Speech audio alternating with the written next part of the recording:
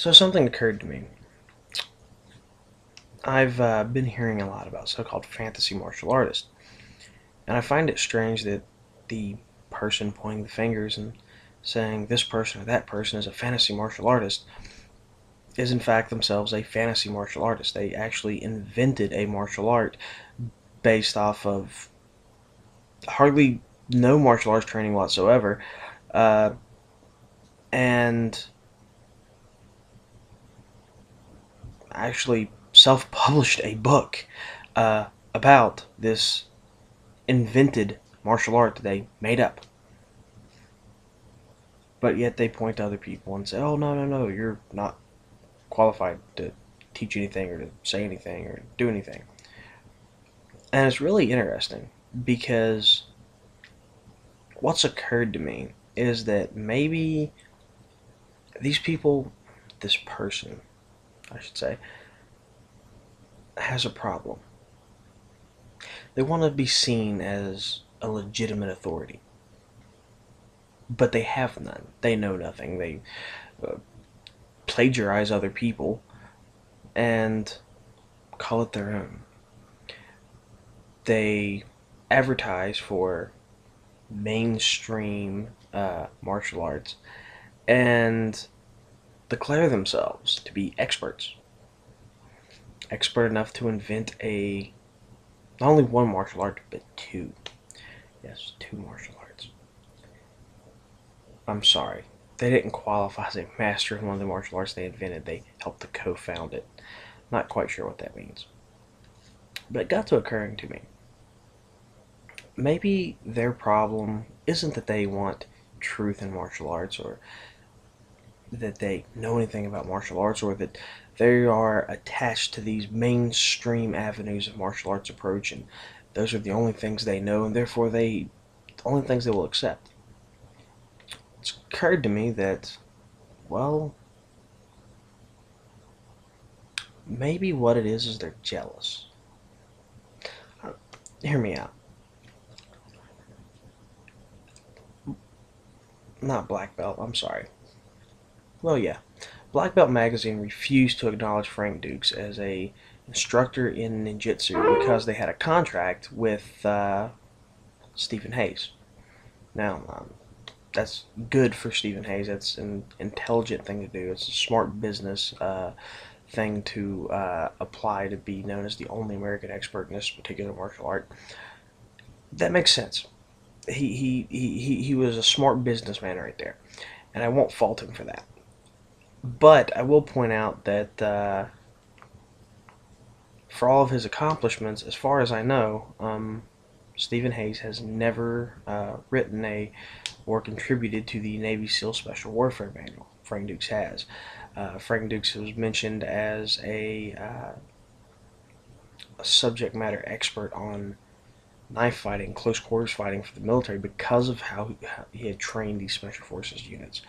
And he, ironically, is the first human being to punch through bulletproof glass. Yet, a former friend of his goes to Soldier of Fortune magazine and says, I have proof that he lied. It took Frank Dukes 10 years, but in 10 years' time, in all these court battles, he managed to prove that the article written about him was false. It was used with false and misleading information.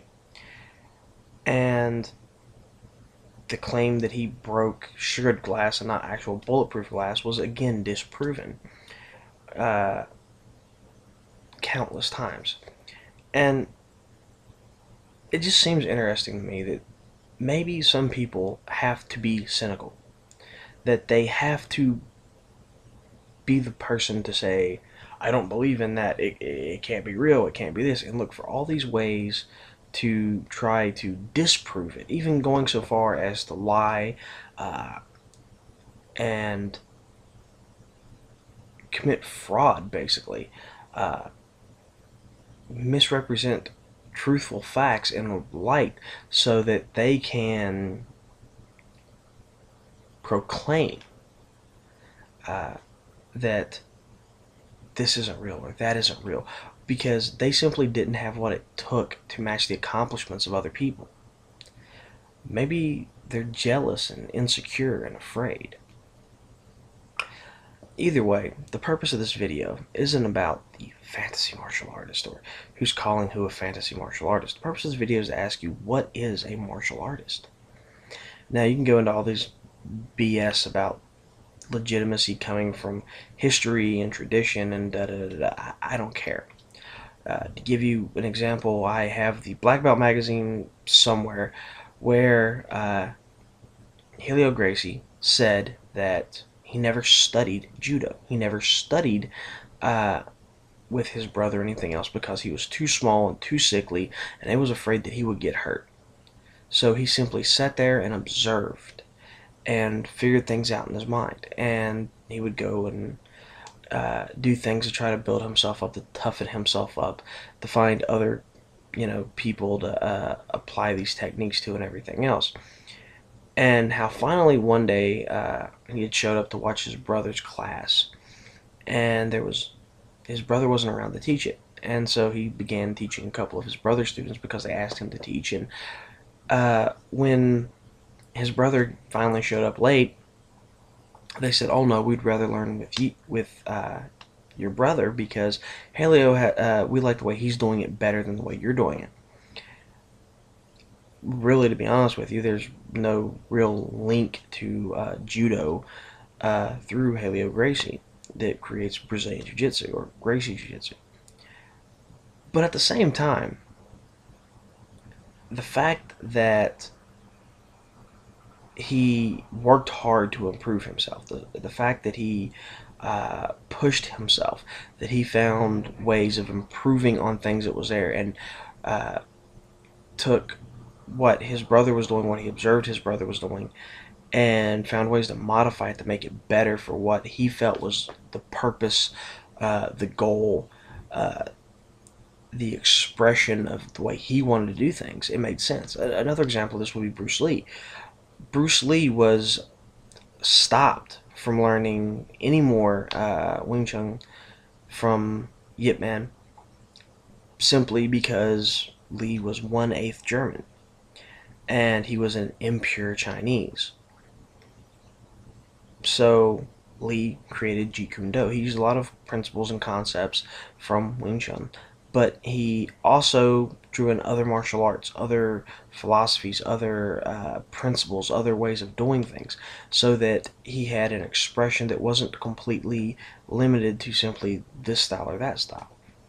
My point is this: the only thing that qualifies a person as a legitimate martial artist is hard work and self-discipline. Unless you're willing to, it doesn't even matter if you buy your black belt or not. It doesn't make you a martial artist. It doesn't matter if you can trace your martial art back 5,000 years in an unbroken chain. It doesn't prove anything, because that doesn't make you a martial artist. What makes you a martial artist is waking up and busting your ass. What makes you a martial artist is waking up and deciding, today I'm going to be better than I was yesterday, and training hard and working hard, and not only exerting yourself physically, but exercising the self-discipline to keep going even though you're tired, even though you're hungry, even though you're fatigued. A real martial artist is a person who is using the techniques of a martial art, the training methods of a martial art, to develop mental toughness and self-discipline so that they can do the hard right over the easy wrong, even when no one else is watching. The purpose of a martial art, the word martial, in fact, means war or pertaining to war.